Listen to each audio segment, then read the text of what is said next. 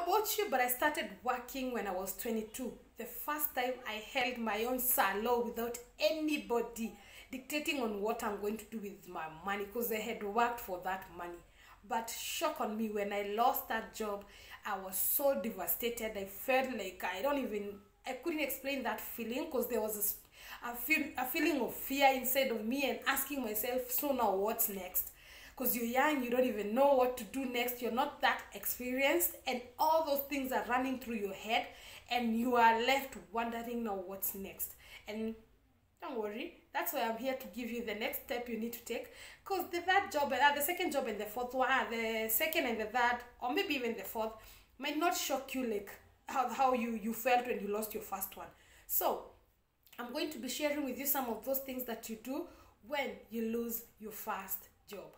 My name is Esther Njao. Karibu sana to my channel. Enjoy this video and leave a comment there and tell us what was your experience when you lost your first job. What was your experience and what were your expectations after you lost your first job? Karibu sana and enjoy this video.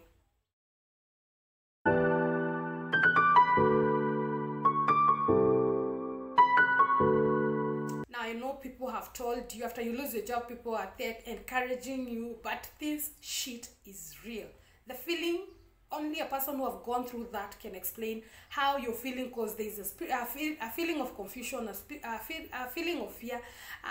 You have all those mixed feelings, and the first thing you need to understand is that the fear you have will not even help you, because most of the times you think missing experience, because when you gain experience now you're able to get other jobs, but your experience in umepata hapo, the short period that you've worked or the short period that you've done whatever you were doing, that is enough experience to take you to the next thing that you need to do. Number one, you need to understand it's not the end of life. You see, mwisho ya maisha, simply because you've lost a job, imagine it's not the end of everything. Actually, it's the beginning of a new thing. Anything that comes to an end, it marks the beginning of a new thing. Huwezi kuwa primary school and then when you're in primary school, when you're in class 8, unakuanga niwe kusema, and then you go to form 1 unareduciwa to 0, unaitwa mono, and then you in form 4 you went your kusema 10, and then you go to uni first year, or you go to college and you're in first year, and then you kila kitu you start again. Everything that comes to an end marks the beginning of another new thing. So instead of just sitting there and trying to understand what is happening, or trying to pity party and trying to do all those things, I think the best thing you should do is have a positive mindset that this is the end of this thing, yes, but it's not the end of the world. It just marks the beginning of another new thing. So that is the first thing you need to understand. Here, andoa hiyo kitu kwa akili yako that it's the end of the world. No, yes, it's the end of that job, but it marks the beginning of something new in your life. Number 2, don't rush to start a business like that of your employee. Most people, that is the major mistake that people do. You lose your first job, and because that is the only thing you knew, that was your first experience, you think with your little savings you're going to start a business like where you were employed. If you're in a supermarket, you think you can start a mini shop. If you are doing whatever business you are employed to do, you think that you can start something similar to that. In this when you're in your 20s, you've not settled on what you want to do, like you're not really sure of this is what you want to do, so you're going to waste all your savings. Start that business, you have no idea how it runs. You know, your employee will never show you everything, like this is where you get this is how you do this, they'll never expose that to you until you've worked maybe much in so many years for them. Maybe you are going there and you're faithful to them, they can tell you some things on how to start your own business. But until then, if you've been there for 1 year, 2 years, 3 years, don't expect that your boss is going to put everything open for you to learn. So you are I can be sure that you've not learned anything about that particular business. So stop wasting your savings just rushing to start a business like that, simply because unaangalia unaona we are selling this amount per day, and you think all that money is profit. all that money is not profit. And that is where most people go wrong. You think that all that money, they are making so much money, but you don't remember they have so many expenses and all those things that need to be handled, and you're going to be handling those things yourself when you become self-employed. So number 2, don't rush to do that business don't rush to do what your employer or what you are doing and waste your money on all that thing. So you can take a break. If you want to start that business, you can find someone who can teach you on that particular business, but don't do it out of desperation or simply because you have nothing else that you can do. First, learn about it. If you feel like that is the field you want to explore, good for you. But if you feel like that is not what you want to do, don't do that. You're going to end up wasting your money. You're going to end up feeling frustrated because you're doing something you don't love in the first place. So number 3, that situation, understand that that situation is not permanent. The fact that you lost your job, it's not permanent. It is that your point iko tu hivyo, inaji-explain hivyo. It's not permanent. It's just a stage you're going to overcome. It's just it's just a situation and you're going to overcome that situation. So you need to understand that that is not a permanent situation. And my point number 1, minimize your expenses. Minimize your expenses if you have to, because you don't know when you're going to get another job, and you don't know when. You don't have an idea of what you want to do at that particular moment. If you have to, minimize all the expenses that you are all the expenses that you have. If it's rent that you pay, if you are paying rent, you're paying rent worth 20,000, you can minimize that. If you don't have any other source of income at that particular moment, minimize it to maybe 10, half if you can.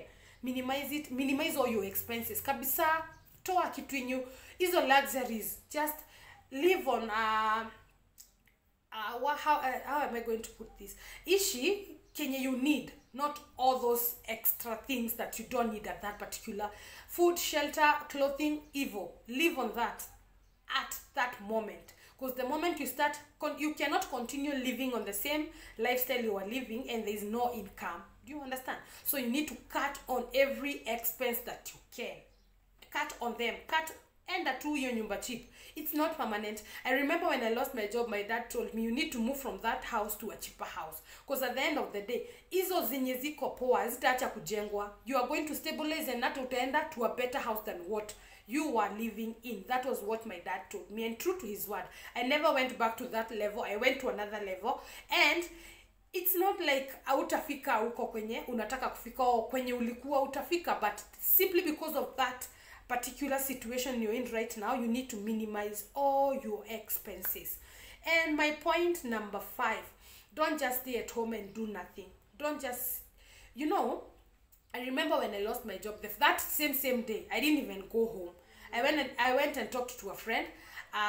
Nikamwambia, this is what has happened, nini, and they told me you can stay at my shop and you have your own clients, you can do nini, all those businesses. Kenye ulikuwa unafanya tu, you can continue while you're still here. I'm not going to charge you anything. So that same day, I got an order, I delivered, and let me tell you, I made 7,000 in a day. And that made me realize I was not supposed to be employed in the first place, cause when you go home and start thinking, no, nimefutwa job, sina anything else ya kufanya, and when you go home, you're going to start using the money you had saved. So I'll urge, even if you're going to go home, you're going to stay at home, don't stay at home for a long time, because you're going to waste so much money, and you're going to start wasting your money, and you're going to waste so much of your time doing nothing. So don't stay at home for a long time, and don't go and stay at home just doing nothing. If you can just start doing something small. That is my next point. Start doing something small with the money you have. Unaweza fanya tu, not something permanent, like something to sustain you or something to pay the bills while you're still trying to figure out what you want to do. There are those bills that can't wait. Rent haiwezi gojea, by the way. Rent haiwezi gojea, stima haiwezi gojea, maji haiwezi gojea. All those things, you need to find something that you can do that are going to cater for those small bills until you stabilize. And my point number 7, take some time off and figure out what you want.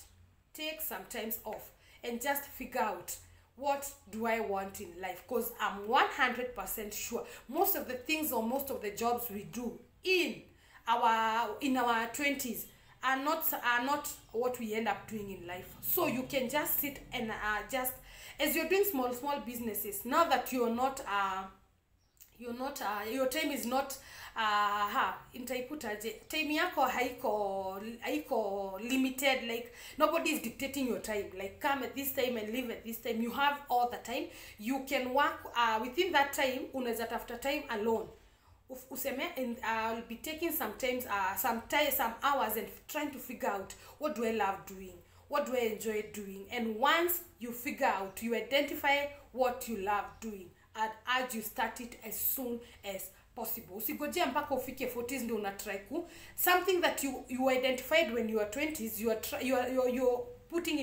putting into practice when you're in your 40s. Kama umejua ukiwa 20s that mimi napenda ku design nguo, and you know for real that is your passion, start as early as possible. There's nothing beautiful like starting early, because when you're young, when you're in your 20s, hauna expenses, hauna familia that inakuangalia, hauna watoi ati wanasema hata kama uko na watoi ni mmoja wawili hivi.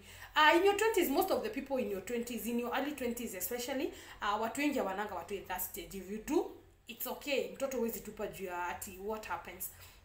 And that particular time that you have when you don't have all those commitments, start running with your passion. Start practicing what you can do. Kama ni bake what you do, all those things. Explore when you're in your 20s. Fanya hizo vitu zote, because mimi nililose job yangu nikiwa around 24 hapo, because I stayed for 2 years. Started working at 22, stayed for 2 years, yeah, and that's when I lost my first job.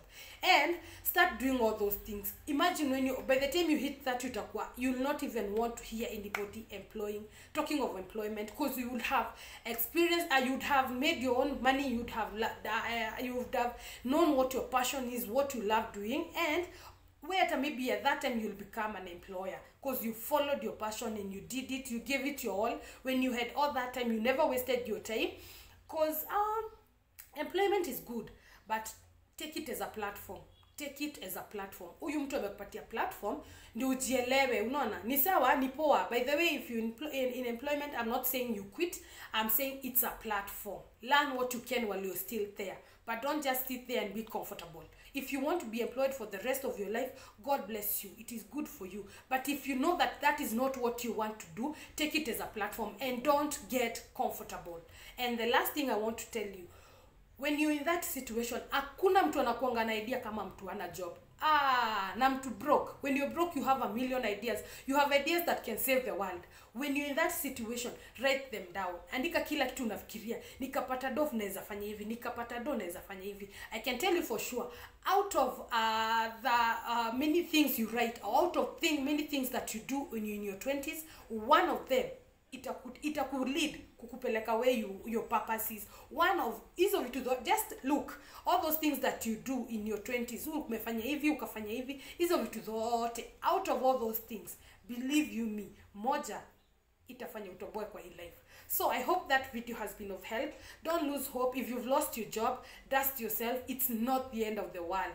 My dad told me this: whatever thing you're going through, you're not the first person, and you're not going to be the last person to go through that situation. If you lost your job, there are millions of people who lost their jobs. If you're sick, you're not the first person to be sick. Whatever situation you're in right now, you're not the first person, and neither are you going to be the last person to go through that situation.